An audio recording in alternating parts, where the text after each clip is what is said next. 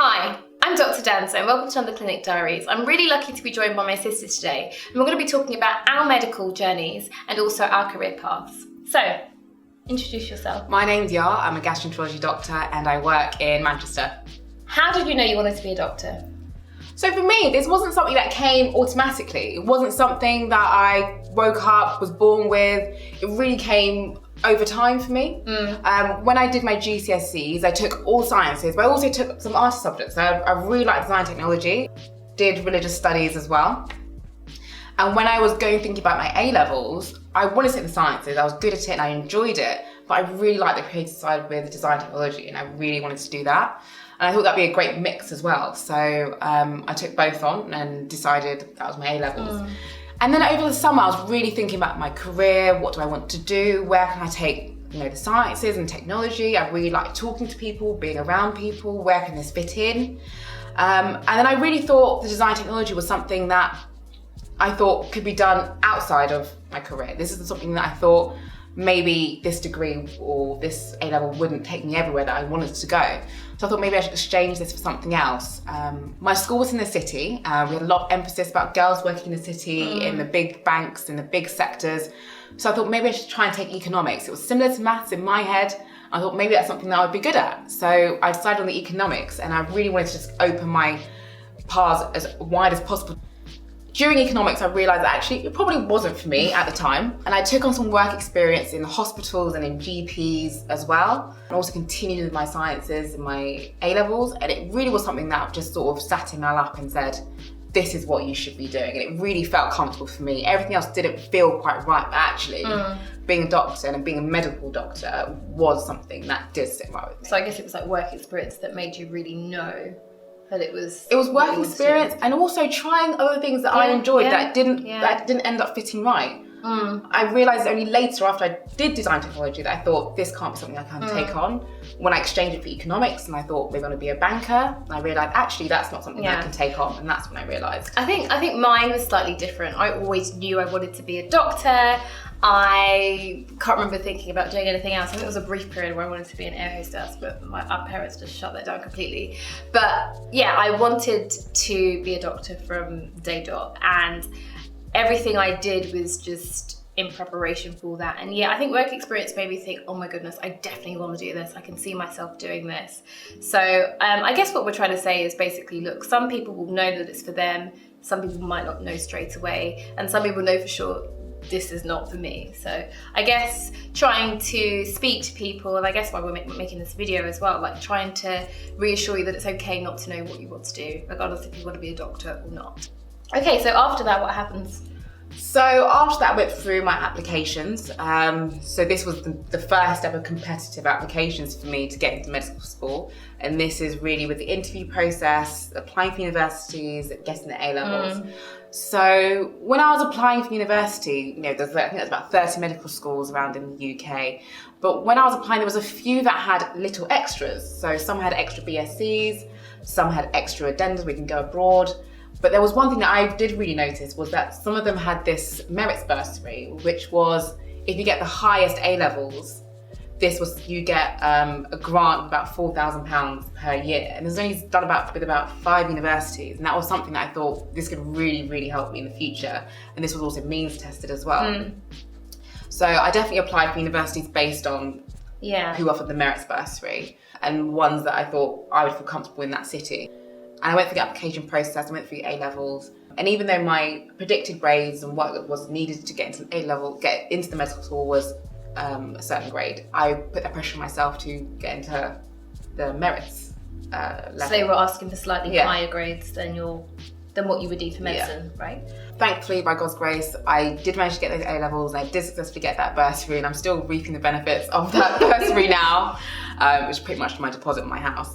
And that bit was actually quite smooth sailing, and I was really, really happy, excited. I was so full of it when I got my I recall my acceptance letter. I still remember that. So that's I would also mention that at the time, I only got accepted into one medical school, and sometimes people get really heartbroken by rejections. This one didn't accept me, or this one didn't accept me. You're only going to one place. You only need one, and even though all the other few universities, which I shall not name, but I'm sure know who they are, all I needed was that one, and I still got my career. And to be honest, everyone will say med school, I mean, they all are kind of teaching slightly differently, but at the end of the day, you're going to be a doctor, and that's what you want. So yes, you might be happier in London, outside London, at Oxbridge, not Oxbridge, but you're all going to be doctors. Not to take away from any of those universities, but that is what it is. I think my journey is slightly different. I applied the first time round and I got 4 rejections. And I thought my life was over. It really did feel like my life was over.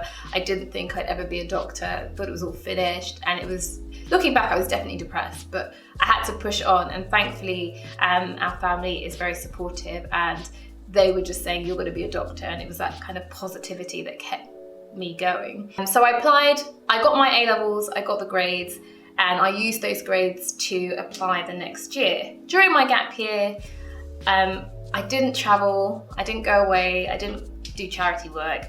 I wanted to save money and I wanted to get more experience. So I got a job at a school in North London, a girls' school, as a science teaching assistant, and that was a great experience. And I also learned how to drive. I went to college and I got a course in medical terminology, which was really useful. And I applied with my grades that I got the first year round, and I got 2 offers out of the 4. Again, we talked about being rejected. I wasn't even bothered. I was just happy that I was going to university. So I think I got offers from Birmingham and Bath, and I really wanted to stay in London, so I went to Bath, and it's great. You also went to Barts because you wanted to be with me too. But yeah, Barts was great. So what was university life like for you? So I really felt university was like a new start, a new breath of fresh air. When I was moving to university, I was already fairly independent when I was at home. I was by myself. I think I started a job just before I got into university, so I'd already got into that routine. So it wasn't really the independence that I needed, it was just like a change. I really wanted a fresh change. And when I was at university, it did feel like that change. Definitely in the first year, it definitely felt like change. I think around the 3rd year, it felt a bit tiring when all my other friends were graduating and I was still there. The ones that did other degrees. Other degrees, yeah. Obviously medicine's a 5-year degree. And also 3rd year was also very difficult for me because it was actually the first year I actually failed. I failed my 3rd year and I had to do my research, which I felt very, very under pressure. Like all my friends had passed, and I felt very alone in that time. So as well as it being a new and fresh start and exciting, there was definitely some points, definitely after 3rd year, maybe even in 4th year, where it was just very miserable. Yeah. Going through medical school was pretty straightforward. It was a bit strange, I'm not going to lie, at the beginning, because you were used to being a high achiever at school, and then all of a sudden you're in medical school where I pretty much the middle throughout. I didn't really get prizes, I didn't really get much. I just kind of was just in the middle going across. And that is a weird transition if you're used to being a high achiever and being constantly praised, and now you're in a med school where everybody's a high achiever and everyone's super smart. And it can feel weird, but at the end of the day, all I was thinking was I need to just pass my exams, get through and start working. That was all I was thinking about, really. You were in quite a few societies as well, right? So I was going to say with university, it was also a really great way when I picked up hobbies and continued hobbies that I really enjoyed in school. So I was a really keen netballer, I really liked sports, and when I was at university I carried on with netball. I think for like my main 4 years, I think I continued with netball. It's a great way to meet new people and people that you wouldn't necessarily hang out with. There'll be people that just enjoy the same hobbies as you. And I kept up with that. And I also did some society, did a couple of shows as well. I was heavily involved with Afro-Caribbean Society, people from which I still speak to today. Yeah. So that's something I'm definitely... Yeah. I think also societies are a good way of mixing with other universities. So a lot of my good friends are not from my university, but we met vaguely through ACS and other societies. So I would definitely, I know it's around the time of people starting university, but it's a good way to join societies, get out your comfort zone and meet people, because a lot of the friends that you have now are your friends for life. So just go out and mingle and be social. Application process after final year. So for me, the application process included 2 parts. So the first was where you're ranked within your entire year of your medical school, and you get allocated points depending on your ranking. The second part was an application test called the Situational Judgment Test, or SJTs. You're then ranked on your score between the entire country, and then you're given a grade with your results of the test and the ranking of your year, and that gives you your total score. And then depending on your score, which is also ranked, you then can apply to different areas of the country. So for me, again, I really wanted to change. Everyone always asks me why. I can't really explain why, but I really wanted to leave London. I really had enough, and I really wanted to have a change.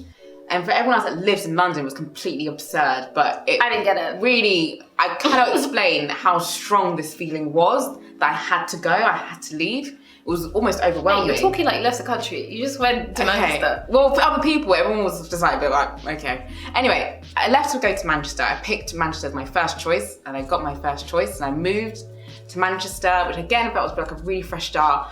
And I felt so much I'd done the right thing. It felt so right when I left to go to Manchester. It felt exactly what I needed to be. So I applied, decided that I wanted to stay in London, Essex. Yeah, I pretty much got where I wanted to be. I think some people, from what I recall, some of our friends, some of our colleagues were quite disappointed in where they were allocated.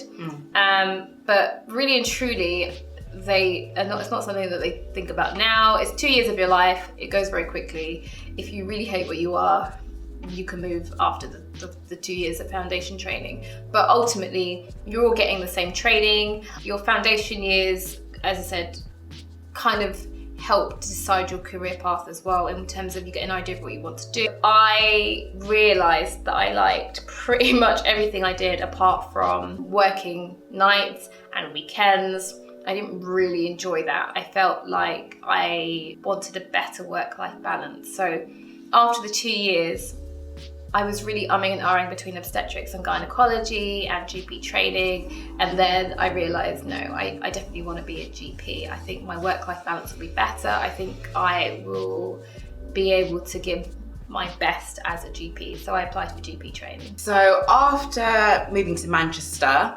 I obviously did my FY1, FY2 in Manchester.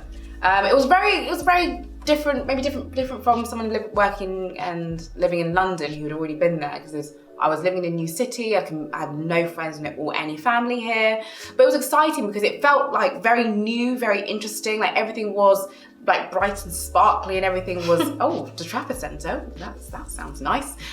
So it was all really exciting for me. After my FY1 and FY2, I was fairly set that I wanted to do hospital medicine. And when I looked at my consultants, when I looked at my colleagues, what they were doing seemed like what I wanted to do. So I went straight after FY1, FY2, and I continued into core medical training, which is training to become a hospital doctor. And I hadn't had enough Manchester, so I stayed there for a few more years. Okay, so you stayed in Manchester. So again, I pretty much stayed in the same area for my GP training. GP training's 3 years, went by really quickly. After a few retakes, I passed my GP exams. And what about you? So for core medical training, you do have to take quite a few exams. Essentially, you are training to be allowed into another training program, and that's to become a registrar. And for that takes exams, which also reiterated to me how much persistence is key, because these exams are hard. They're hard and they're expensive, and no one gives you any kind of feedback as to where you're going wrong or if things are okay, and no one gives you any leeway at work. So you might be, it's like doing your A-levels, but then also having to work a full-time job with on-calls with that, which can be quite stressful. So when I did my exams, I failed a couple, passed a couple straight away, which was nice, but ultimately it was definitely the persistence and just rock solid hard work during core medical training that carried me through. But also what was important, I think, is actually having like a friendship group and people that you're friends with, because it's so lonely actually when you're doing nights and everyone else is partying and having fun in the evenings and you're putting on your scrub top and you're just driving to your workplace. It doesn't feel great, doesn't feel good. So you need to make sure that on your off days, you can actually have something that you can do and with people you actually like. What do you do on your off days? So this has actually changed quite a lot. So on my off days, when I was more junior, you'd be on with other people. So you tend to have off days together, and breakfast in the morning in an establishment nearby was like the best thing you could do. And like you're all together, you have breakfast and you come home and you sleep. And you sleep like there's no tomorrow. And it's probably the best sleep that you could have. And sometimes on your off days, just actually getting on with your life admin that you can't do. Like just having an off day on a Tuesday is just like, it's heavenly. Nice, it's actually so nice. Yeah, it's nice to just be off work sometimes.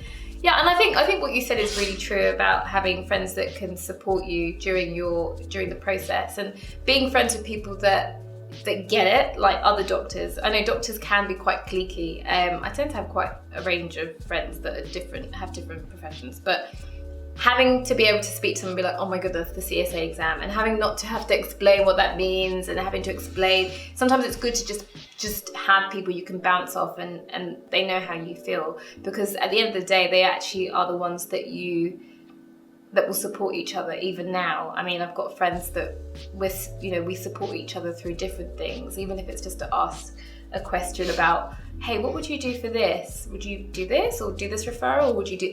You end up having those relationships with people, and it's important. So how much more of your training have you got left?